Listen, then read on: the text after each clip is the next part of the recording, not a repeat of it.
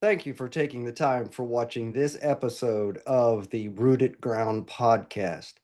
Well, as you can tell from the screen, we are picking up right where we left off on that last episode, back into Notebook LM. And of course, in the last episode, it was more focused on using it as a resource for Bible study. And now we're going to take that deeper dive with using it to look at Daniel 11, getting that tighter focus as we continue the Let the Reader Understand Bible study series. Of course, if you were with us in the last episode, you may recall that I had used multiple versions of Daniel chapter 11. The ESV, which is on the scale of Bible translations, one that is very conservative in a word for word translation. We also use the NIV, which is a very popular translation, but that is within that mid cycle of meaning for meaning or thought for thought. And then, of course, we also use the Septuagint, which is the Bible, Old Testament Bible translation that the apostles would have referenced, and they did in the book of Acts, as well as the Lord in the Gospels referenced multiple times. But you will also notice this time around, I incorporated a section, a chapter of Joel Richardson's Mideast Beast as a commentary, as well as the New American commentary on Daniel 11. And of course, you may be able to see over here to the side. It may look a tad different because the last time I did this, it did not have video overview. And that's what we're going to actually lean into here at the beginning. But something I do want to show you is that mind map that I had used before. You can see it may look slightly different, only in the sense now with those additional resources, it's providing a much clearer focus in on to the Antichrist.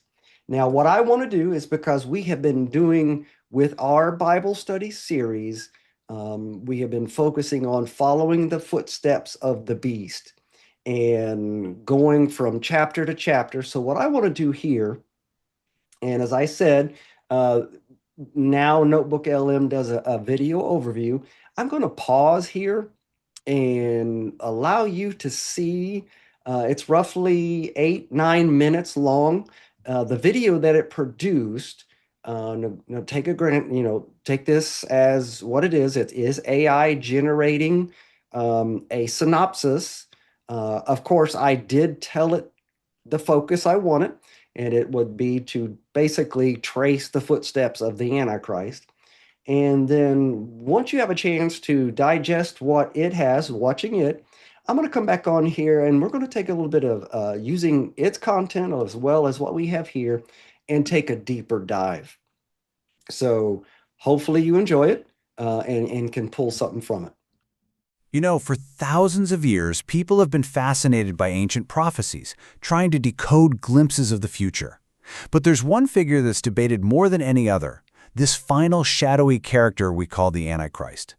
The big mystery has always been, who is he and where on earth does he come from? Well, it turns out one ancient text might just hold the answer. So we're jumping right into one of the biggest, most debated questions in all of prophecy. Where will the Antichrist actually come from? Is he a European figure, maybe someone from Russia? Or could the answer be hiding somewhere completely different, a place that's been in the prophecy right in plain sight this whole time? All right, so here's our game plan. We're going to start with Daniel's absolutely astonishing prophecy. Then we'll meet a key historical figure who acts as a sort of prototype. We'll see how the text suddenly jumps to a future king, unpack a tale of two kings, and finally we'll dig into the really compelling argument for a Middle Eastern origin. Okay, so our entire investigation really centers on one incredible chapter in the Bible, Daniel chapter 11. Now, this thing is so weirdly precise, so detailed that for years critics have said, no way, this had to be written after the events happened. But as we're about to see, the text itself claims it's a blueprint for both the past and the future. And what's wild is that right from the get-go, an angelic messenger literally tells Daniel the whole point of this vision. It's not just about ancient Persia or Greece. Nope. The real focus, he says, is on what's going to happen in the latter days, and that's a phrase that almost always points directly to the end time. To really get this, you have to understand a key idea that scholars call dual fulfillment. Think of it like this. The prophecy has two layers. First, there's an initial, historical fulfillment that acts as a pattern, a type. And then there's a final, ultimate fulfillment in the end times by someone called the antitype. This two-layer approach is honestly the key to unlocking this whole chapter. So let's peel back that first layer, the historical prototype. The first part of Daniel 11 reads like a ridiculously detailed history book. It gives you this blow-by-blow account of a massive 150-year war between two kingdoms that popped up after Alexander the Great's empire fell apart. So after Alexander dies, his empire just shatters. This prophecy zeroes in on the fight between the king of the south, who's down in Egypt, and the king of the north, up in Syria and Iraq. And as you can see here, Daniel 11 nails their wars, their treaties, and their betrayals for over 100 years. It's shockingly accurate. And then, the prophecy does something really interesting. The focus suddenly gets super narrow. It's like the camera lens zooms in, razor sharp, on one specific guy, Antiochus IV Epiphanes. And this man, as the historical prototype, sets the stage for literally everything that follows. And his resume is just chilling. The text calls him a contemptible person who steals his kingdom through lies and intrigue. But most importantly, he marches into Jerusalem, desecrates the Jewish temple, and sets up something called the abomination that causes desolation. I mean, these actions make him the perfect historical type, or preview, for the future Antichrist. But then, right after it finishes detailing this whole saga with Antiochus, the prophecy does something absolutely incredible. It's like it hits a giant fast-forward button and makes this sudden, jarring leap into the future. And hey, don't just take my word for it. It's not a subtle shift. Respected scholars like John Valvoord point out that, starting in verse 36, there's a sharp break in the text. The whole situation changes from the history of Antiochus to the future, the end times. So this future ruler, the one described from verse 36 on, he's the antitype. Think of him as the main event that Antiochus was just the preview for. He's the one who will fulfill that same pattern, but on a global, end-of-the-world scale. And this is the figure that nearly everyone agrees is the Antichrist. The pattern is... Okay, and this is where it gets really interesting. This is where the big debate really kicks off. If the king starting in verse 36 is the Antichrist, what in the world happens when the prophecy brings back one of those old titles a few verses later? This brings us to the million-dollar question. Verse 40 says, "At the time of the end, the king of the north shall rush upon him." Okay, so if the him getting attacked is the Antichrist, who is this king of the north? Is this a totally new enemy, or could it actually be the Antichrist himself? Basically, two main theories pop up. The most popular view says you have three separate players, the Antichrist, and then he gets attacked by both, a king of the south and a king of the north, who people often guess is Russian or European. But there's another view, pushed by researcher Joel Richardson, that says, hold on, the text pattern demands only two kings. In his view, the king of the north is the Antichrist. All right, so let's really dig into that second idea, what Richardson calls the Middle East beast argument. It's a fascinating take, and it all comes down to staying consistent with the pattern that the prophecy itself sets up. So check this out. Pretty much all scholars agree that the traits of the historical guy, Antiochus, are transferred to the future Antichrist. You know, being a blasphemer, a persecutor, desecrating the temple, all that stuff gets passed down. But look at that last one on the list. The main title for Antiochus in this whole prophecy is King of the North. And this leads to a really powerful logical question. If every single one of these other characteristics gets copied and pasted from the historical type to the future antitype, why on earth would this one title, King of the North, suddenly get stripped off the Antichrist and given to his enemy? It breaks the entire pattern the prophecy just spent 39 verses building.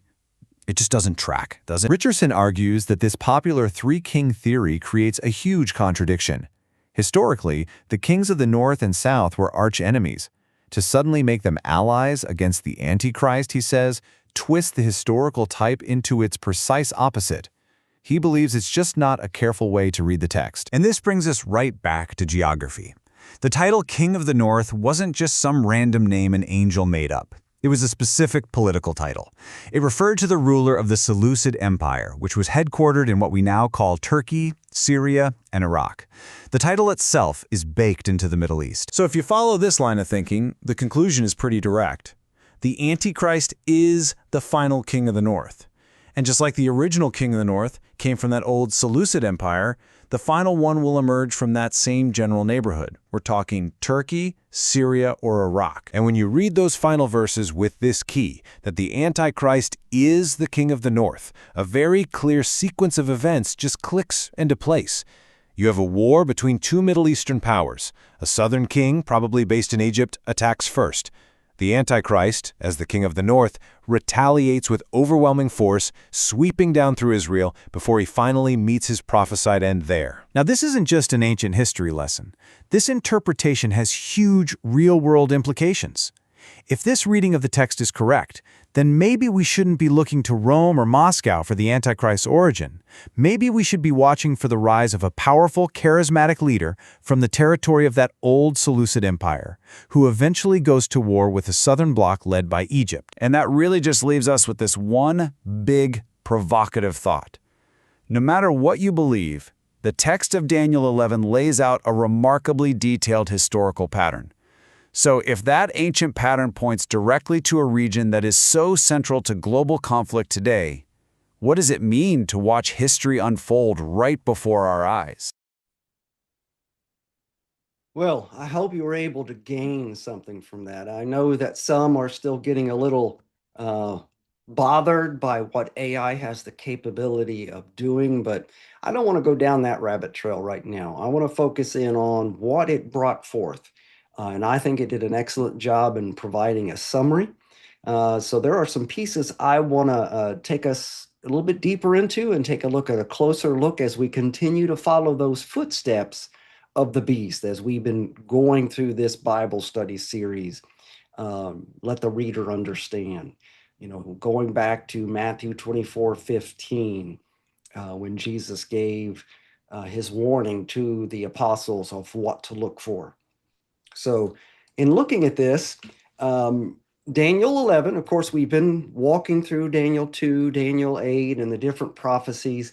But here in Daniel 11, we look at what's described as a king of the north, a king of the south, in a very historical setting. As the video described, it lays out history very accurate, that you can pull from those historical pieces if you take the time to do it and walk through. And as the video had shown, that there comes a point in time that in those verses that all of a sudden there's no more fulfillment in history in regards to this individual, but it turns to the future, verse 36.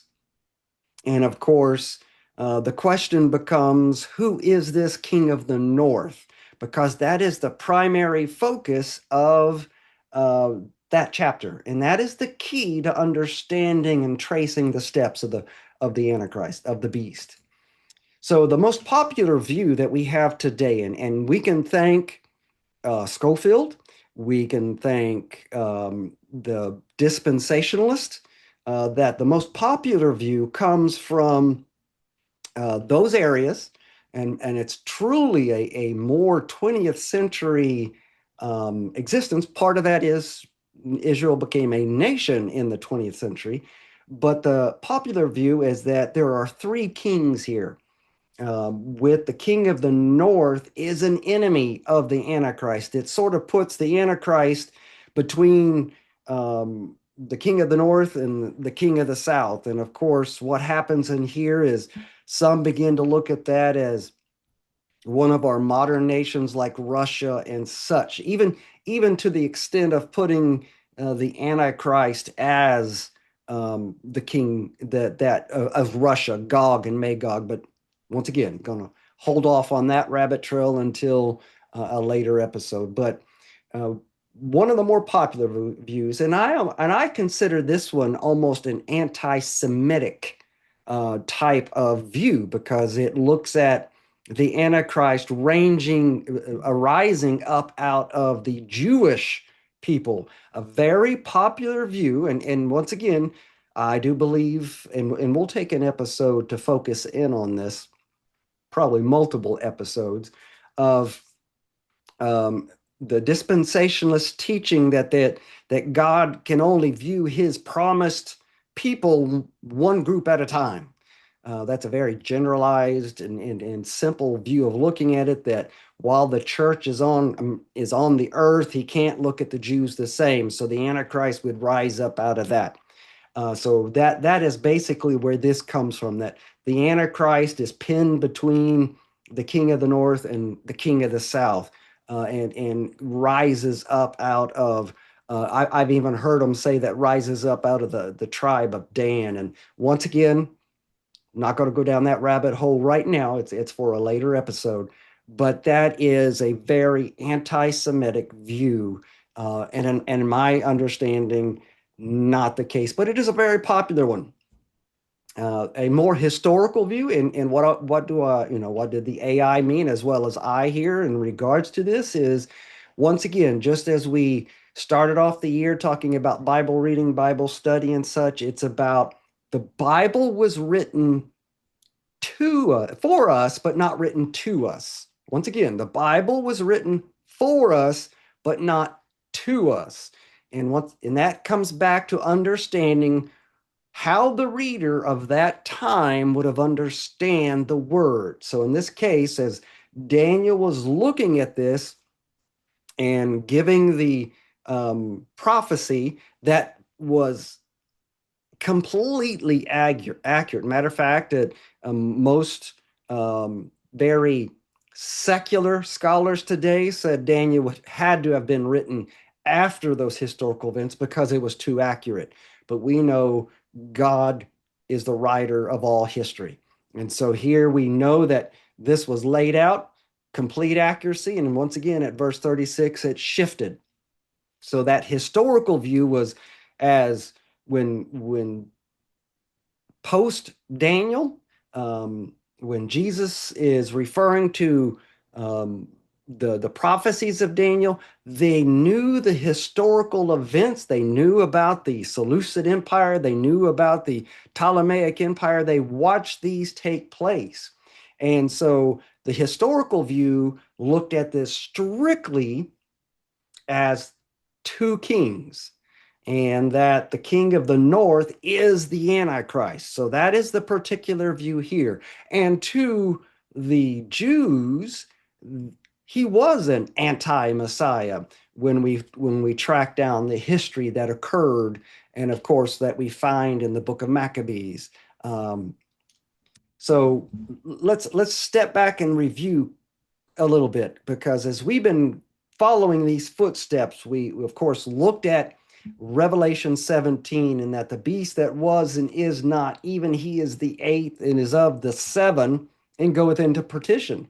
And we discussed what was going on here, that the beast that was and is not, that rider that was riding this multi-headed beast, but John was told that the beast that now is not going to be that. So we had ruled out Rome, that wasn't part of it. And of course, we talked about the Islamic Caliphate. I'm not going to touch on that right now. But look at the nations here: Egypt, Assyria, Babylon, Media, Persia, Greece. If you were to put these in a modern setting now, what, just in your mind, begin to think what's occurring, what goes on there, what type of faith is there, etc. Well, when we tightened our focus even more on Daniel 2, we happened to see that head of gold was Babylon, and it eventually went to Media Persia, Greece, and of course legs of iron, feet of iron and clay. And we talked about so many times that the legs of iron is put back to Rome, but we had to discount that because John was told that's not Rome. It focuses in on a tighter focus. And so that the key to understanding who those legs of iron are gives us the understanding of who the feet of iron and clay happens to be. So then when we turned our focus to Daniel 8, we find the rise of the Medo-Persians. And of course, that comes back here right after Babylon. So then we have the Medo-Persians, and then as we find and the rise of Greece. And of course, if you were to look at Daniel 10, you find this taking place when the angel comes to Daniel and says, I was withheld from you because the prince of Persia was stopping me. That satanic type of spirit that had rule over um, the Persian Empire was withholding Gabriel. And then, of course, as he was leaving to go help Michael fight against the prince of Greece, we find here that Greece came and it was split up into the Seleucid and Ptolemaic. And once again, and that's several episodes ago when we were looking at Daniel 8, that kingdom was separated in two. And we discussed that's where we were seeing those legs of iron take place. And I know I'm departing from what many in the modern world, modern biblical teaching would teach in regards to those legs of iron, because we're very westernized and forget that once again, the scriptures were written for us, but not to us. So those that Jesus was warning, when you shall see the abomination of desolation spoken of by Daniel the prophet, let the reader understand, they know their history. And they would have understood that there came a time previous where a prototype Antichrist came into existence and desecrated the temple. And of course, that came out of the Seleucid Empire, the king of the north. So when using Notebook LM and a little bit of AI to do a deeper study, we find in Daniel 11 this unbroken pattern as that AI had given to us. It talks about that little horn and destroyer and persecutor, blasphemer and self-exalting, desecrator of the temple, uses deception and false peace. All of those historically were accurate, and of course, we know to be the Antichrist. And it's the ruler of the Seleucid Empire, the king of the north. And of course, the question here then is, how can we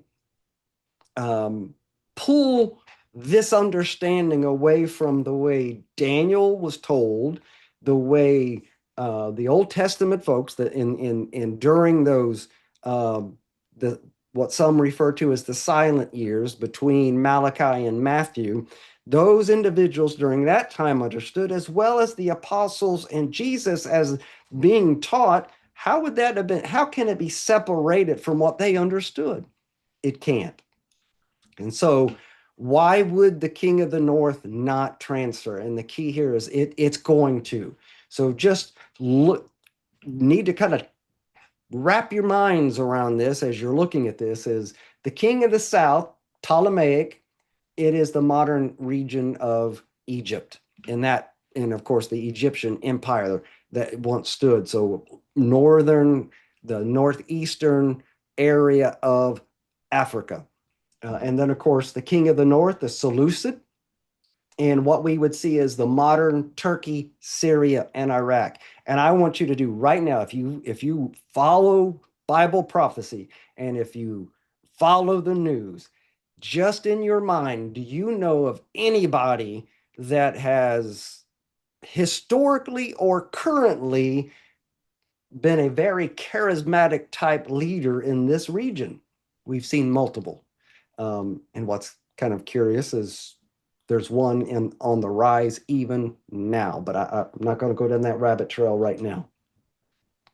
So the key here is, and as we follow the footsteps of the Antichrist, is to understand the Antichrist is the final king of the north. He will emerge out of the region of the old Seleucid Empire. So what does that mean? We are to expect the emergence of a northern leader from Turkey, Syria, or Iraq. Those regions is where we should expect that Antichrist, that beast system to arise. And just once again, stop and think how the current events are shaping that region right now. Am I saying that we are about to see the emergence of the Antichrist? We just have to watch. Remember what the Lord told his apostles that day, looking out over the temple when they wanted to know about what the signs of his coming would be. He had told them, when you therefore shall see the abomination of desolation spoken of by Daniel the prophet, stand in the holy place.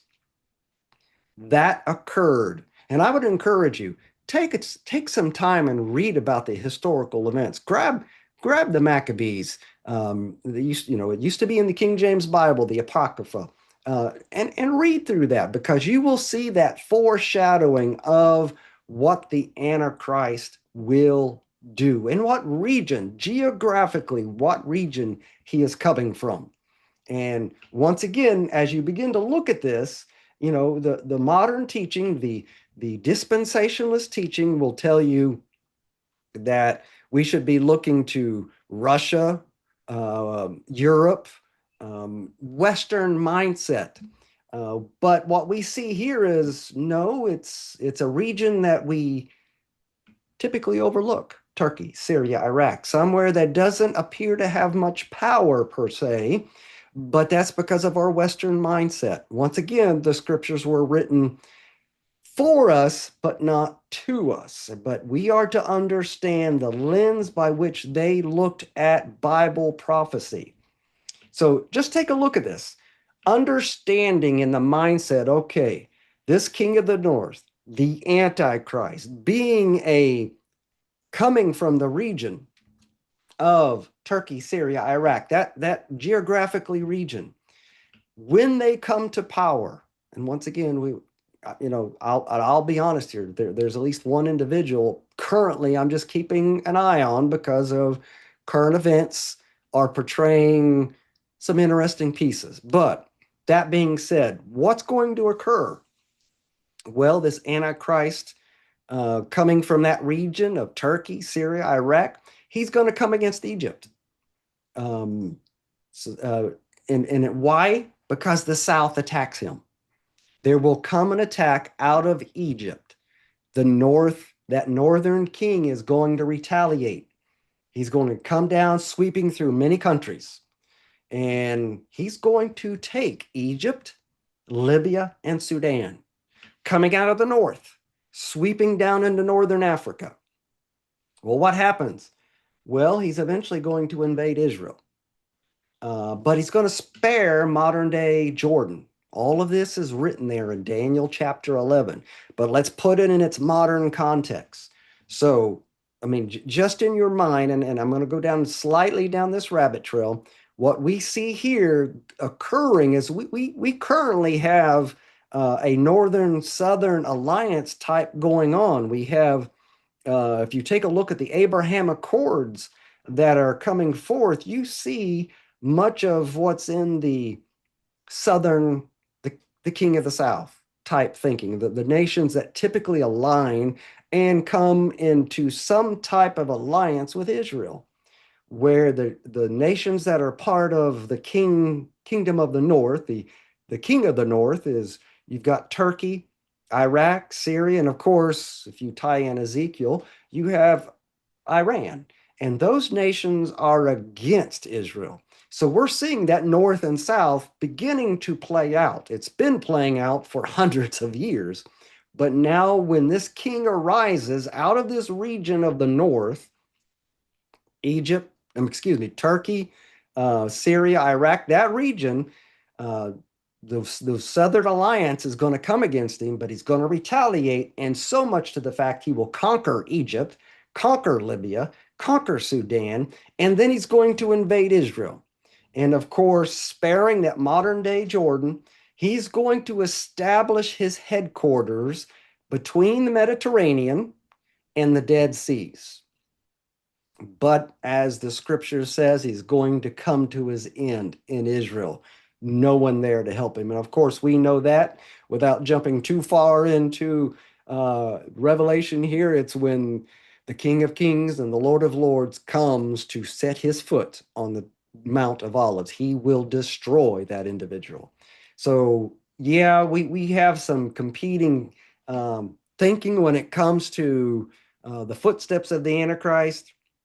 We even have some teachings out there that talk about a great escape. But I firmly believe, just as Jesus told his apostles, when you therefore shall see the abomination of desolation, we, as long as we're alive on this earth, will see the abomination of desolation spoken of by Daniel the prophet staying in the holy place. So, as we're going to wrap up this Bible study with this episode of the podcast, I'm going to leave you with some questions. And of course, the map that you're seeing might give you a little bit of hint of where we're looking at. And I've already given you some of this in previous episodes. But knowing that the king of the north is from the regions of Turkey, Syria, Iraq, as we go into these later episodes following the footsteps of the beast, consider, what is the history of this region? What is the religion of this region, historically into this current day? That will help us understand, in terms of taking a closer look and following the footsteps of the beast to know where he's coming from. So, going to wrap up today's episode of the Rooted Ground podcast. Hopefully, it's been a help. More than anything, I want you to get into the Word to study, because as you go back to Matthew 24, one of the first thing Jesus told them in regards to the end time events would be not deceived. And the only way you can do that is in the Word. Spend time daily, whether it's the daily Bible reading to deep study. And as I shared from the very beginning of 2025, is Bible study should be work, but it should be enjoyable work. Tilling that ground, and digging up that soil so you can plant and bring forth fruit in abundance. But until we come back together again in this Rooted Ground podcast, I'm going to encourage you, pray for one another, love one another, study the Word, and earnestly contend for the faith that was once delivered unto the saints.